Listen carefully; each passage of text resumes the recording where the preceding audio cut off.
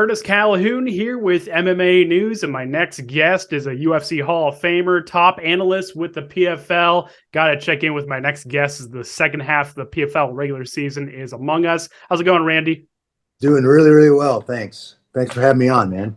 Absolutely, man. And first things first, obviously there's a lot to get to with the PFL and the news right now, but you mentioned in another interview that I think you're getting ready for a trip pretty soon to Saudi Arabia to work to close the deal on PFL Middle East. Talk to me a little bit about that and what you can tell us about that whole addition to the PFL.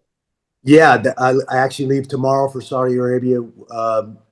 I'm not sure exactly who else is going on this trip. I think certainly Peter Murray is going to be with us, and as one of the bosses to close the deal. Saudi Arabia and that area of the world is trying to bring more culture to that region, and I mean that's why the World Cup soccer was just there in Qatar. They're just really trying to bring more things there, and the Saudis have set their sights on MMA and the PFL. So. We're going to go over and hopefully close a deal to look at opening a PFL Middle East and starting to develop some talent and some opportunities for folks in that region in the sport of mixed martial arts, which is pretty cool. And obviously on the cusp of just what happened with Francis Ngannou just being made the chairman of Africa and PFL in Africa and developing some talent and some opportunities for folks in that region, obviously, which is something that means a lot to him. That's where he's from, Sierra Leone. So it's going to be interesting. Yeah, this organization is exploding. It is growing very, very fast. It sounds like by all estimates, we've surpassed Bellator and in the rankings of which promotions are up there, and sounds like we've slid into the number 2 spot. Obviously, the UFC is still the biggest promotion in the sport at this point, and who knows if that'll ever change, but it doesn't really matter. That's one of the things I love about the PFL. They're not looking at the UFC or anybody else. They're just doing what they do and doing it well. Yeah, because last time you and I talked, I think it was like right in the middle of the Challenger Series, right? So like it's been a crazy last 4 months for the PFL, and yeah, we're not even just halfway through the year. I guess obviously I know there's not a ton you can tell us about PFL Middle East, but in terms of like a long-term vision, could it work like something like PFL Europe, or are you guys looking to do something different, or what's kind of the plan? Yeah, you know what? That's a good question, and I have a call this afternoon to go over the itinerary, to kind of go over what's going to happen when we hit the ground in Saudi Arabia. I know we're meeting with the royal family, and they're the ones that are really interested in pushing this agenda. What their goals are and what the PFL's goals are may be different. I'm not sure at this point. I think it makes a lot of sense to start a PFL Middle East, just like we did with PFL Europe. We just opened the offices in the UK.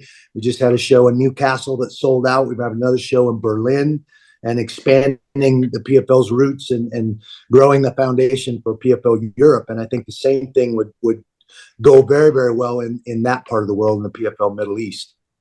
And the centerpiece of the PFL still remains, that regular season. We got the second half of the regular season coming up in just a couple weeks in Atlanta. I got to get your thoughts. Obviously a lot of fighters are working to try to get that playoff spot and fighting for position ranks and the standings and all that. I guess I want to get your thoughts on, is this like the most exciting time of the year for the PFL in terms of, watching these fighters grind and work for those playoff spots? Yes, it is. It's a very interesting time.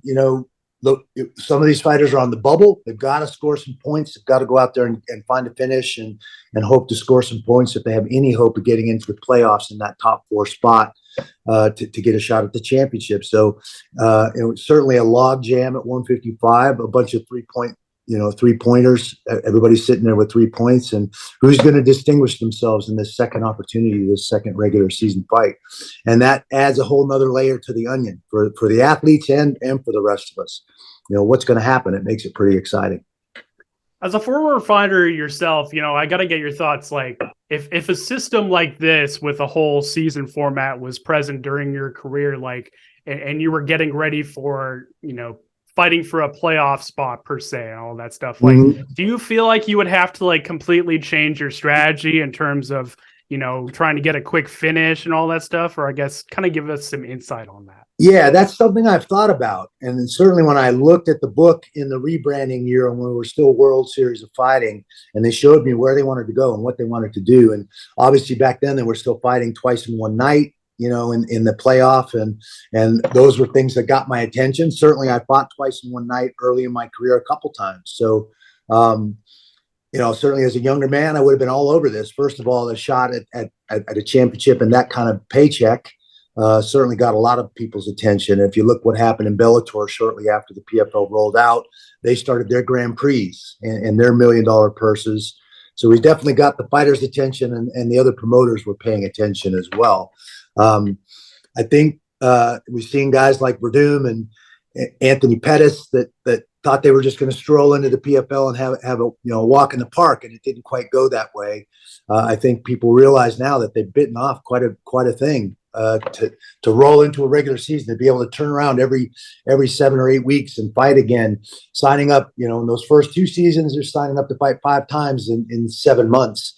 Now it's streamlined a little bit more. We eliminated the fighting twice in one night in the playoffs, and only the top 4 point getters get into the playoffs. So it's, one match to get into that championship. Certainly not something I would have shied away from if I was a younger athlete. But I think there's some things you're going to have to juggle there. Some things you're going to have to sort out and figure out and front load your camps, shorten your camps in between, manage the injuries and certainly the cuts and some of the dings that you get every time you fight. Frankly, you get them every time you practice. So, that's literally what we're dealing with on a regular basis.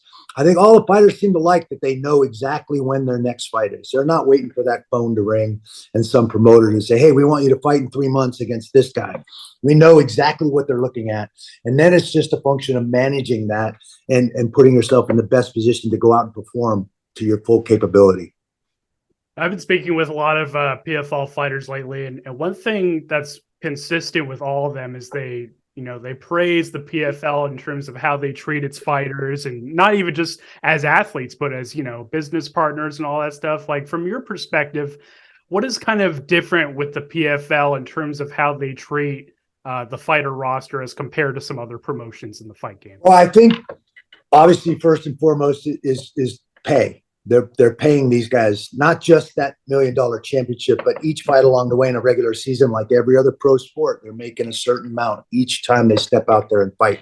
And that pay is pretty good compared to what other promotions are paying their fighters. And then the regularity of that, I think, keeps them active, keeps them hungry. So many fighters in this huge arc of up and down. Okay, I had a fight. I'm either celebrating or commiserating. Now I don't train for, a month or a couple months until I get that call. And now I have to get back in shape and climb back up and get ready to fight again.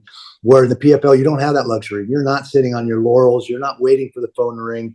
You're in there training, managing, like I said, managing some of the injuries and stuff. But at the end of the day, sharpening those tools again to get ready to solve that next problem in 8 weeks. And I think most of them really like that. I think it's a challenge, but I think they really like that. They like the regularity of it. It's interesting for sure. Absolutely. And I want to get your thoughts. Obviously, there's been a lot of talk with Francis Ngannou, and I could ask you, what was your reaction, all that stuff. But I remember you mentioned it just a few months ago to me, like, keep your eye on Francis Ngannou to the PFL. So I got to get your thoughts now. Like, what do you feel like the impact of Francis Ngannou's deal will have on the PFL in terms of attracting those free agents and all that? Well, he did some very interesting things. And I think the real swinger, the real thing that swung us in him towards the PFL and our direction was making him the chairman of Africa and developing talent and giving other athletes in the country he grew up in and came from. And his story is pretty remarkable. The opportunities that he's managed to work for and get to. I think that was the thing that really got his attention. The UFC threw some good money at it, but they were not willing to give any of that advocacy, any of that voice for the athletes in negotiations and regulation and how we're regulated and all that. And those are things that the PFL has embraced with the fighters, the athletes advisory board. He's on the athletes advisory board now. We have a voice in how we're regulated. were getting taken care of. They definitely pay the fighters well. They treat the fighters well. They're handling any of the injuries or any of the stuff that's going on with the fighters. They're paying attention to that. They recognize that the fighters are the commodity. And I think that's something that Francis recognized when he was talking to Pete Murray. It was one of the first things that Pete talked to him about was Africa and where he came from and what we can do to develop some opportunities for folks in that region of the world. So I think that got Francis's attention right away. I'm proud of Francis for stepping up and standing up for himself. What's best for him and his career. I've been in those shoes. It's a scary thing. You think your career might be over. You might not ever fight again. You might, you don't know what's going to go on. And I was certainly in that boat, making waves and rattling my saber about ancillary rights and these crappy contracts and some of the stuff that I tried to fight for in my era. And Francis is one of those guys literally at the top echelon of his sport. And he's willing to put that on the line to step up and do what's right for the fighters. And we haven't seen anybody else willing to do that at this stage. We need that Curt Flood type character that baseball had that's going to put their butt on the line to change the sport for the good forever. And I think the PFL is willing to embrace that. They see what's happening. They see what the other promotions are doing, the more traditional you want to call it a prize fighting model, but it's really not. It's the WWE model that the UFC is using, and Bellator is in some ways is following suit. I think Bellator does a little bit better job at taking care of their fighters and keeping a great relationship with their fighters. Obviously, that's where my son fought most of his career, Ryan. So, and Scott Coker's a great guy. That's why I like that organization. I did some brand ambassador stuff for them, in between before the PFL started, because I respect him. So, I think we have a lot of room to grow in this sport. It's still ridiculous that 13 to 15% of the revenue that comes in from any event is what goes to those athletes that put their butts on the line. Mm-hmm. I think that's ridiculous and it's unacceptable. I think the PFL recognizes, what's really going on in the sport, where we need to grow, where we need to go to continue to flourish.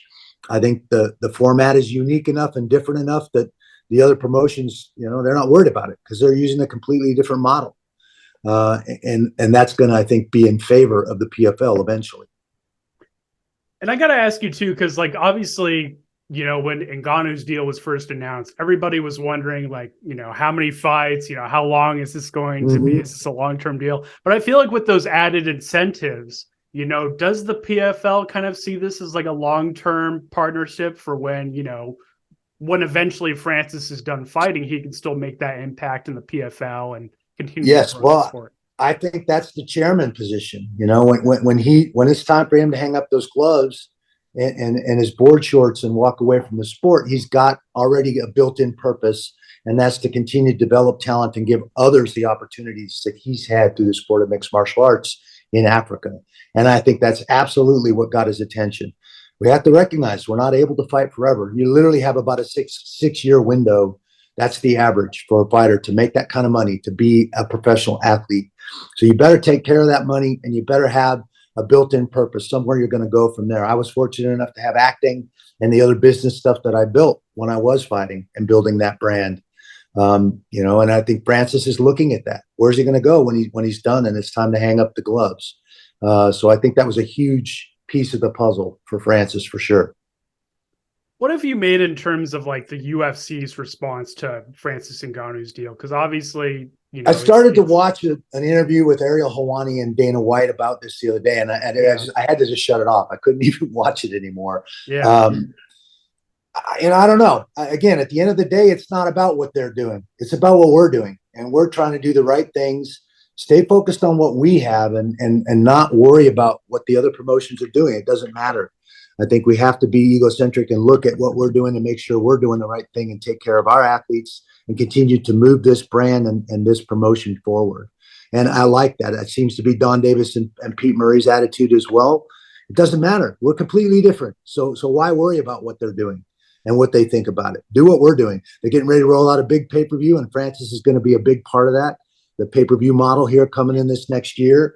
You're going to see Kayla pop back up there. Some of these huge stars like Verdum, Ante Delia, some of these other guys that we've, through the seasons, people have gotten behind and they want to see them fight now. Those are people I would pay to watch on pay-per-view. And I think that's where they're headed. That's where Francis fits in. You know, he's a huge name and at the top of his career right now. So he's going to be very, very marketable in the pay-per-view model for the PFL.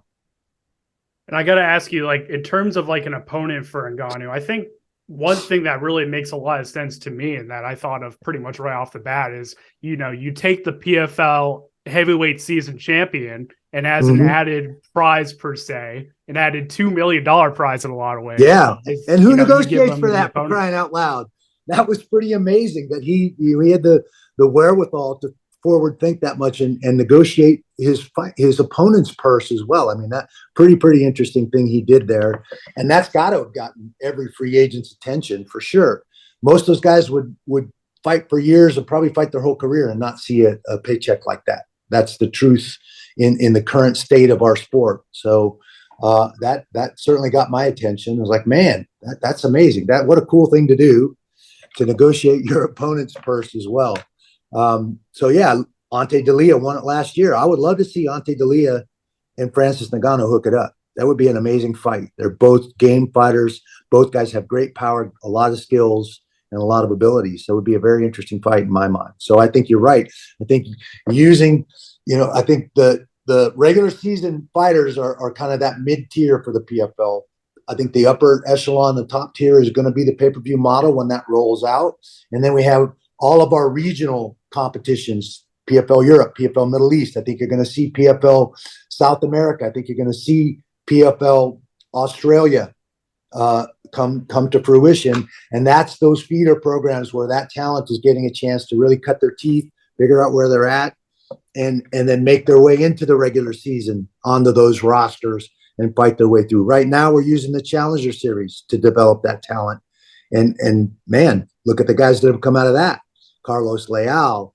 I mean, right on down the line, there's been some very, very good guys that have made it all the way to the finals through the regular season and the Challenger Series, which is no small feat. Absolutely, man. And I got to ask you a few more questions. Once again, I really do appreciate the time, man. It's always great to chat with you and pick your brain about the PFL and the sport. I got to get your thoughts on Brendan Loughnane, because obviously, you know, he's been a guy that I feel like a lot of PFL fans have kind of had on their radar for a few years now. And obviously, since he earned that PFL title, it just seems like his name value is just completely skyrocketed. So what have you kind of made about his rise in the PFL and kind of his superstar status with the PFL too? Yeah, it's been fun to watch. You know, he come in as kind of a showcase bout. And you know, there were no points on the line. It wasn't the most exciting fight I'd seen, but he showed a lot of ability, certainly in the striking realm, and that was what we were all most impressed with, was his ability to strike. And coming from the UK, you expect that. They have a long history of great boxing and kickboxing over there. The area that we thought there was a question mark was the grappling, and we saw him that next regular season. You know, he had to show some wrestling skills. He was injured. He got beat by Movlid Habalayev and controlled pretty well through that grappling. So what did he do? He went out and found a bunch of Dagestanis, just like Movlid and Movlid himself, and wrestled with those guys and shored up that glaring weakness that he thought he had. And he came back that next season, and he had to use that. He had, you know, Ryoji Kudo, you know, he had to wrestle. It was his only option because of the knee and everything else that was going on with him. He embraced that adversity. And he showed real character, real heart. He's a gregarious, outgoing kid. He's easy to like. He's got a great smile. He talks. He's fun. Those are all things that are very, very marketable. And then you go out in that cage and you back it up like he does. Man, who's not going to get behind that? And that's what I've saw. That's what's been impressive. His willingness to put himself out there, try and shore up his potential weaknesses, and become a well-rounded mixed martial artist. And that's what he is right now. He's going to be tough for anybody to deal with. Another signing that the PFL fans are really excited about is obviously former Glory kickboxing champion Cedric Doumbe. Obviously, got to get your thoughts on that and his addition to the PFL. Do you feel like he could potentially, you know, make an Alex Pereira type of rise in the PFL in terms of his skill set and what he brings to the table? I think he absolutely has that experience level, competing at that high level, winning some titles at a very, very high level. obviously, anytime a pure striker steps into a cage in MMA, there's some questions there. How's he going to deal with the grappling? And some of these guys are amazing grapplers. So how's he going to shut that down? Is he going to be able to develop the wrestling skills to use them defensively and keep guys standing and make them strike with him? That's going to be in his best interest, I think. And can he pull that off? Can he do that? Can he stay off his back? Can he stay off the ground and take advantage of the real strength that he has, which is that striking? Last question for me, man, as a UFC Hall of Famer, as a guy that's obviously been around the sport for a long time, continues to make a big impact. I got to get your thoughts. Like, what do you feel like is the next step for MMA? Like, what do you feel like is one universal change that the sport kind of needs to make or address as it makes that next step and continues to grow? Honestly, for me, that's a simple answer. And that's to amend the Muhammad Ali Act to include all combative sports athletes and not just boxers. It's an easy fix. It creates transparency in our sport. It eliminates a bunch of these restrictive contracts that are controlling athletes across the board. And maybe we would see some cross-promotional championship fights at that pay-per-view level. That's the fight that Bellator and I would have liked to have seen happen when we were in our prime. That never happened. And because that's one of the big issues with the sport. And that's why the UFC is spending millions and millions of dollars lobbying against us from getting that changed and amended.